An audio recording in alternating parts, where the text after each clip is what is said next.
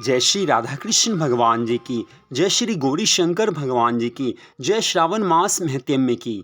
मंदिर श्री बंसी वाले महात्मा यूट्यूब चैनल की ओर से आज हम आपको श्रावण मास महत्म्य के पहले अध्याय की परम सुंदर कथा को सुनाने जा रहे हैं।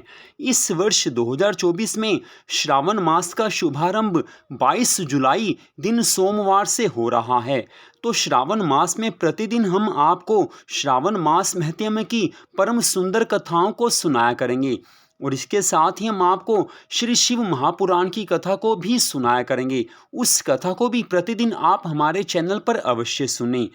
तो श्रावण मास में भगवान शिव की सच्ची श्रद्धा भावना से भक्ति करने से भगवान प्रसन्न हो जाते हैं, अपने भक्तों की सभी मनोकामनाओं को पूर्ण करते हैं। जिसे संतान की कामना है उसे भगवान की कृपा से संतान की प्राप्ति हो जाती है। जिसे धन की इच्छा है उससे धन प्राप्त होता है। जो दुखों को दूर करना चाहता है उसके दुख दूर हो जाते हैं। जो भी मनोकामना हो वो भगवान शिव की कृपा से पूर्ण हो जाती है। तो श्रावण मास महत्म्य के पहले अध्याय की परम सुंदर कथा इस प्रकार है। शौनक आदि 88,000 ऋषि सूत जी महाराज जी से कहने लगे हैं कि हे महाभाग, आपके मुख से अनेकों कथाओं को सुनकर भी हमें तृप्ति नहीं हुई है। फिर भी काफी कुछ सुनने की इच्छा मन में बढ़ती ही जाती है, क्योंकि भगवान की कथाएं कभी भी पूरी तरह से तृप्त किसी को नहीं कर सकती। जितना कथाओं को सुने उतना ही अधिक सुनने का मन करता है। हे महाभाग, जिसके सुनने मात्र से हमारी अन्यत्र श्रवण करने की इच्छा ना हो, कोई ऐसी कथा सुनाइए। सूत जी महाराज कहने लगे हैं कि आप सब मुनिगण सुने। आपके कहने से मैं काफी प्रसन्न हूँ और आपके लिए मुझे कोई भी गुप्त नहीं है। दंभ रहित होना, आस्तिक बुद्धि होना, शठता ना होना, परमात्मा में भक्ति होना, कथा सुनने की इच्छा होना, विनम्रता होना, ब्राह्मण भक्त होना, सुशील स्वभाव होना, धैर्य होना, पवित्रता होना, तपस्वी होना, दोषारोपण रहित होना, ये 12 गुण श्रोता के कहे गए हैं। एक उत्तम श्रोता में ये 12 गुण अवश्य होते हैं और ये 12 के 12 गुण सब आप में हैं। इसलिए मैं प्रसन्न होकर आपसे तत्व की विशेष बात कहता हूँ।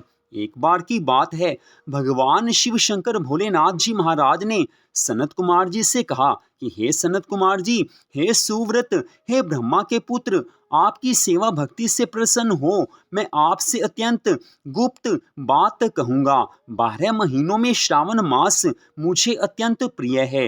जो श्रावण मास का महत्म्य सुनने योग्य हो जाने के कारण इसका नाम श्रावण मास हुआ। पूर्णिमा को श्रवण नक्षत्र के योग हो जाने से भी मास का श्रावण नाम कहा है। जो श्रवण मात्र से सिद्धि देने वाला है वही तो श्रावण मास है। इसी कारण इसे श्रावण नाम से कहा जाता है। आकाश के समान स्वच्छ हो जाने से नभा नाम कहा। उस मास के धर्मों की गणना करने के लिए भूमि पर कौन समर्थ हो सकता है। जिसके संपूर्ण फलों को कहने के लिए ब्रह्मा जी हुए। जिस श्रावण मास के महात्म्य को देखने के लिए देवराज इंद्र हुए। भगवान शेष नाग जी ने जिसके फल को कहने के लिए 2 सहस्त्र जीवा धारण की। अधिक कहने से क्या, इस श्रावण मास को देखने तथा कहने में किसी की भी सामर्थ्य नहीं है। श्रावण मास की महिमा का पूर्णतः वर्णन कोई नहीं कर सकता।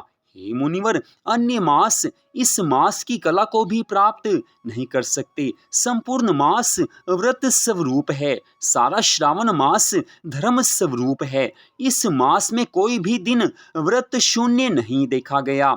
इस मास में सभी तिथियां व्रत वाली हैं। श्रावण मास में जिसने अपना मन भगवान के चरणों में लगाया है, भगवान की भक्ति की है, उसकी सभी मनोकामनाएं पूर्ण हो जाती हैं।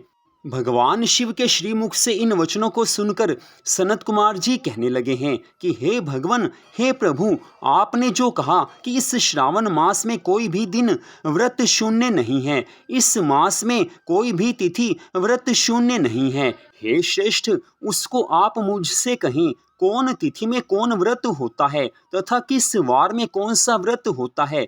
उस व्रत का अधिकारी कौन है। व्रत करने से किस फल की प्राप्ति होती है। व्रत की कौन सी विधि है।